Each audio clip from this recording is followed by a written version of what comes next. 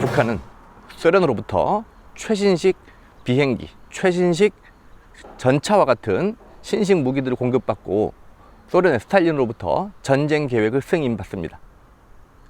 그리고 중국으로부터는 기존에 중국 내에서 활동하고 있었던 조선의원군을 국내로 편입하여 북한 인민군에 편입시키는 등 남침을 위한 준비가 본격적으로 이루어졌던 것이죠.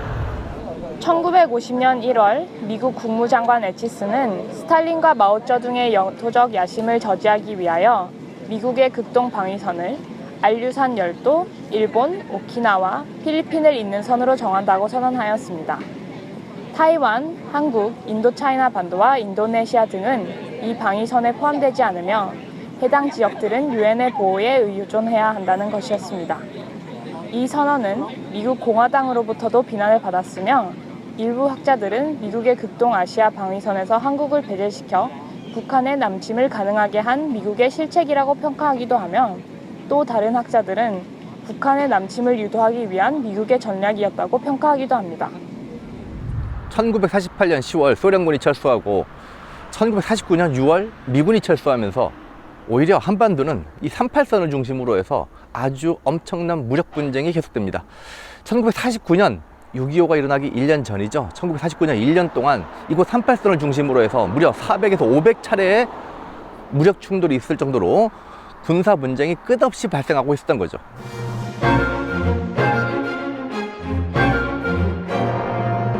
대대적인 전쟁 준비를 하고 있었던 북한은 마침내 1950년 6월 25일 새벽 바로 이곳 38선을 넘어 남쪽으로 전면적인 남침을 가해오기 시작합니다.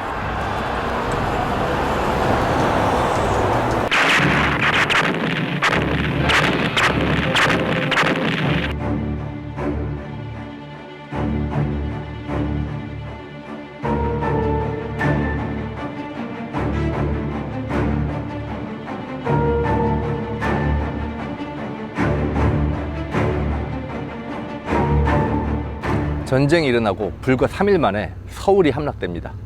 그리고 한 달 만에 남한의 대부분의 국토가 다 북한 인민군의 손아귀에 넘어가고 낙동강을 중심으로 한 경남, 경북의 일부 지역만 남게 되죠. 전쟁이 일어난 지 불과 한 달 만에 남한은 북한에 의해서 완전히 점령당할 그러한 일촉즉발의 위기에 놓이게 되는 거죠. 전쟁 발발 소식을 접한 미국은 6월 25일 유엔 안전보장회의사회를 긴급 소집하여 북한의 무력 공격은 평화를 파괴하는 침략 행위라고 선언하고 북한은 그 전투 행위를 즉시 중지하고 그 군대를 38선으로 철군시킬 것을 요청하는 결의를 채택하였습니다. 또한 7월 7일에 안전보장의사회에서 한반도의 유엔 군사활동을 위하여 미국의 최고 지휘권을 위임하는 결의를 채택함으로써 미국의 메가더가 유엔군 총사령관에 임명되고 유엔군의 한국 파견이 결정됩니다. 이에 따라 한국을 지원하기 위하여 육군, 공군, 해군 및 지상군을 파견한 16개국의 군대는 유엔군 사령관의 지휘를 받게 되었죠. 이때 한국의 이승만 대통령도 한국군에 대한 작전 지휘권을 유엔군 사령관에게 이양함으로써 전쟁에 효율적으로 대비하게 됩니다. 하지만 이때 이양된 작전 지휘권이 70여 년이 지난 지금도 유엔군 사령관에게 부여되어 있어 전쟁이 발생할 시 한국군에 대한 통제권, 즉 전시 작전 통제권을 한국이 행사할 수 없는 현실은 많은 논란을 낳고 있습니다.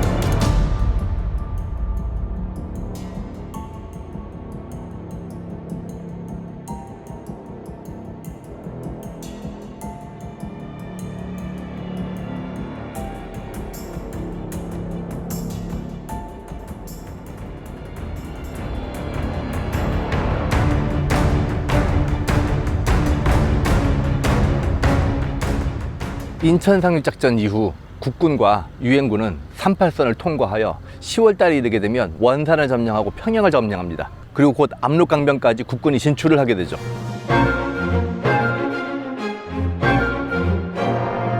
이러던 차에 1950년 10월 말이 되면 중국군의 참전 소식이 들려옵니다. 대대적인 참전이었죠. 국군이 압록강과 두만강 인근까지 진격하자 중국은 유엔군의 만주 진격을 크게 우려하기 시작합니다. 한편 유엔군으로서도 중국군의 참전은 매우 부담스러운 일이었기 때문에 유엔군은 북으로 진격을 하면서도 중국 국경지대에 대한 포격은 최대한 삼가면서 중국을 자극하지 않으려고 노력합니다. 하지만 1950년 10월 말 청천강 인근에서 한국군 육사단이 중국군으로 추정되는 군대의 포위 사격을 받은 것을 필두로 하여 중국군의 참전은 사실상 확인되었습니다. 중국군의 참전으로 전세는 급반전하였으며 북한 인민군과 중국군은 남쪽으로 총 공세를 펼치기 시작하였습니다. 예상치 못한 중국군의 반격으로 원산이 함락되면서 미군과 국군은 동부전선에서 퇴로가 차단돼 버립니다. 그리하여 흥남에 집결한 미군과 국군 약 12만 명은 대대적인 철수작전을 감행하는데요. 이 과정에서 약 9만에서 10만 정도 되는 어마어마한 숫자의 피난민들이 이곳으로 몰리면서 국군과 미군을 난처하게 합니다. 결국 군함에 실었던 무거운 군수물자를 다 바닷물에 버리면서까지 피난민들을 함께 싣고 퇴각하게 되는데요.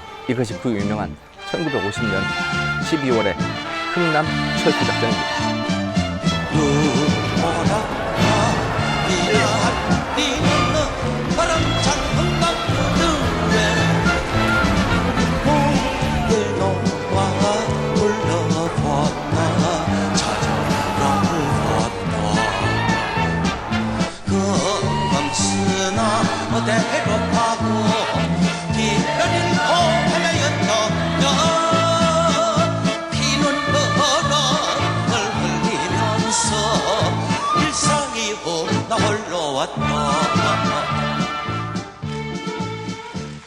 중국군의 참전으로 끊임없이 후퇴하고 있었던 국군과 유엔군은 결국 1951년 1월 4일 이곳 서울마저 다시 빼앗기게 됩니다.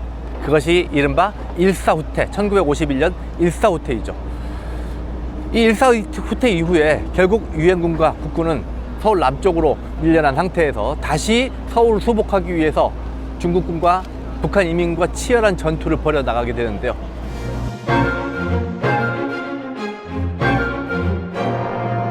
(1951년 4월) 중국군이 무려 70만 명에 달하는 병력을 전장에 투입함으로써 미군 측의 역공세도 다시 또 개시됩니다. 전장이 보다 더 격렬해지는 거죠. 하지만 전쟁이 그렇게 확전 상황으로 확대되지는 않습니다. 중국군의 개입 가능성을 고려하면서 1950년 11월 미국 대통령 트루먼은 원자폭탄 사용 가능성을 강하게 시사하지만 영국의 강력한 반대 속에서 한국전쟁에 대한 트루먼의 태도가 약화되기 시작합니다. 그러나 중국군의 개입으로 전쟁이 장기화되자 유엔군 총사령관 메가더는 미국의 해군과 공군으로 중국 해안을 봉쇄하고 만주에 대한 폭격과 대만 장제스의 국민당 군대를 한국전에 투입하자고 주장하였습니다. 이러한 주장은 당시 휴전을 모색하던 미국 정부의 입장을 난처하게도 만드는데요. 전쟁 확대를 경계하던 대통령 트루먼과 군사적 승리를 추구하는 메가더의 정략은 충돌할 수밖에 없었습니다. 결국 중국에 대한 모든 군사수단을 찾기 위해 최선을 다하겠다는 메가더의 성명 발표는 양측의 대립을 격화시켰고 1951년 4월 트루먼은 메가더를 해임하기에 이릅니다. 메가더의 해임 이후 미국은 기본적으로 제한전쟁을 목표로 했기 때문에 1951년 여름을 거치면서 한국전쟁은 교착 상태로 빠져들기 시작합니다. 교착 상태란 북쪽에서 더 밀고 내려오지도 못하고 남쪽에서도 위로 밀고 올라가지도 못하는, 그래서 오늘날 휴전선 인근을 오르락내리락 하는 상황이 51년, 52년 그리고 53년에 정전협정이 체결될 때까지 아주 오랫동안 교착 상태가 지속되었던 거죠. 전쟁이 지지부진해지면서 양측은 본격적인 정전협상에 나서게 되는데요. 이 정전협상이 체결되는 그 순간 조금이라도 더 많은 영역을 확보하기 위해서 오늘날 DMZ를 중심으로 한 이 철원, 연천 등등등의 지역에 대대적인 고지 전투들이 벌어집니다. 그 고지를 차지함으로써 조금이라도 전쟁이 끝났을 때 우리의 영역을 더 확보할 수 있는 거죠. 그러한 고지전의 가장 대표적인 사례로 항상 언급되는 것이 바로 이곳에서 벌어졌던 백마고지 전투였습니다. 1952년 이곳에서 벌어졌던 국군과 중국군 사이의 백마고지 전투는 약 10일 동안 12차례에 걸친 아주 처절한 전투가 벌어졌으며 무려 7번이나 주인이 바뀌는, 그리고 그 과정에서 중국군 만여 명과 국군 3,500명이 전사하는 치열한 전투였던 것이죠. 한 정상부는 반복됐던 폭격에 의해서 원래의 모습을 알아볼 수 없을 정도로 처참하게 초토화되었고요. 혹자는 지속적인 폭격에 의해서 이곳 백마고지의 해발 고도 자체가 1m 이상 낮아졌다라고 하는 주장이 있을 정도로 이곳 백마고지 전투는 6.25 전쟁 중에 벌어졌던 여러 전투 중에 가장 치열했던 곳이기도 합니다. 이때 백마고지를 우리 국군이 차지함으로써 저 역시 지금 이 자리에 서 있을 수 있게 된 거죠. 저 뒤로 보이는 백마고지 기념탑, 그 너머에는 철책선이 있고 철책선 너머에 북녘땅이 있습니다. 남북 간에 총을 서로 겨누고 있으며 서로 대치하고 있는 비무장지대가 이곳에서 멀지 않은 바로 이 언덕 너머에 있다는 사실은 대한민국이 분단 국가이다라고 하는 것을 뼈저리게 경험해 줄 수 있는 그런 장소로 하겠습니다.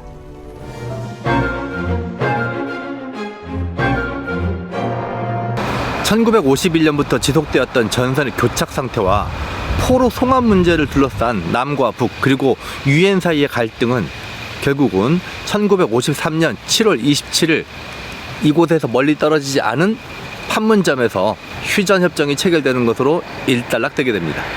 여기에는 유엔군, 북한, 중국 등이 참가하여 비무장지대의 설정, 군사정전위원회, 그리고 중립국 감독위원회의 설치 등을 골자로 하는 내용이 포함되어 있습니다. 휴전협정이 체결되는 날을 기준으로 하여 군사분계선이 확정되었으며 이것은 기존의 38선을 대치하고 새로운 남북의 분단을 구분짓는 선으로 지금까지 유지되어 오고 있습니다. 2018년은 남과 북이 각각 단독 정부를 수립한 지 70년이 되는 해죠. 이른바 분단 70년 해입니다. 이 분단 70년을 맞이하여 국제정세가 요동치고 있죠. 특히 남북, 미 사이의 국제관계가 매우 엄청나게 크게 변화하고 있죠. 요새 자주 등장하는 화두인 종전선언 그리고 평화협정과 같은 것들이 언젠가 실현될 날이 오겠죠. 53년에 정전협정이 체결됐기 때문에 70년 뒤면 2013년이 됩니다. 자, 2013년이 되면 적어도 그때까지는 이 땅 한반도에 전쟁이 완전히 사라지고 평화가 제대로 자리 잡는 그런 날이 오겠죠? 올 거라고 생각합니다.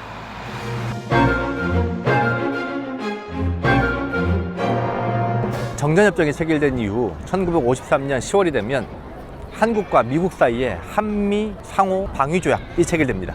이 한미 상호 방위조약은 한국 정부가 수립된 이후 외국과 체결한 최초의 방위조약이며 유일한 방위조약입니다. 이것은 한국전쟁이 종료된 이후 남측이 북한에 의한 남침이 재현될 것을 우려하여 강력한 전쟁 억지력을 확보하기 위해 미군 전력을 한반도에 주둔할 수 있는 근거로서 한미 상호 방위조약을 체결했던 것이죠.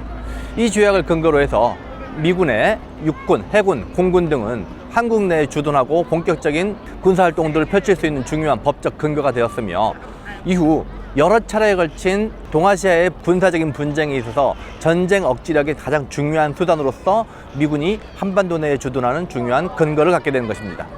최근에 남북 정상이 만나 종전선언을 의논하면서도 공통적으로 이야기하고 있는 바 중에 하나가 뭐냐면 종전선언 이후에도 주한미군의 한국 주둔은 계속될 것이다 라고 하는 이야기가 공통적으로 나오고 있죠. 이것은 한미 상호 방호 조약에 근거한 주한미군 주둔을 종전선언 이후에도 북측에서 인정을 하겠다라고 하는 것이죠. 전쟁으로 인한 양측의 피해는 너무나 컸습니다. 남과 북 모두 엄청난 인적, 물적 피해를 보게 되는데요. 수백만 명의 사상자가 발생한 것은 물론이고 정말 너무도 많은 전쟁 고아와 남편을 여인 여인들 그리고 1000만 명 이상의 이산가족들이 발생을 하게 됩니다. 뿐만 아니라 일제강점기 때 만들어졌던 수많은 생산시설, 산업시설들이 이 전쟁을 통해서 사실상 완전히 파괴되다시피 하는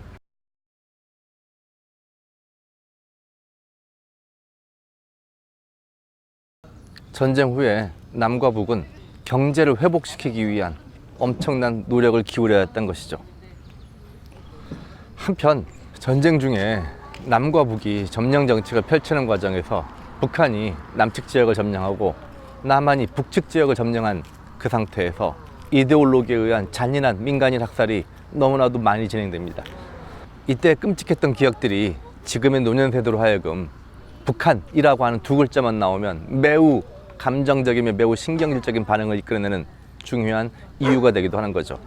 당시 전쟁으로 인했던 수많은 죽음들과 그 피해와 고통들을 직접적으로 혹은 간접적으로 경험했던 사람들이 아니라면 쉽게 잊자고 이야기할 수 없는 끔찍했던 전쟁의 기억이라 하겠습니다.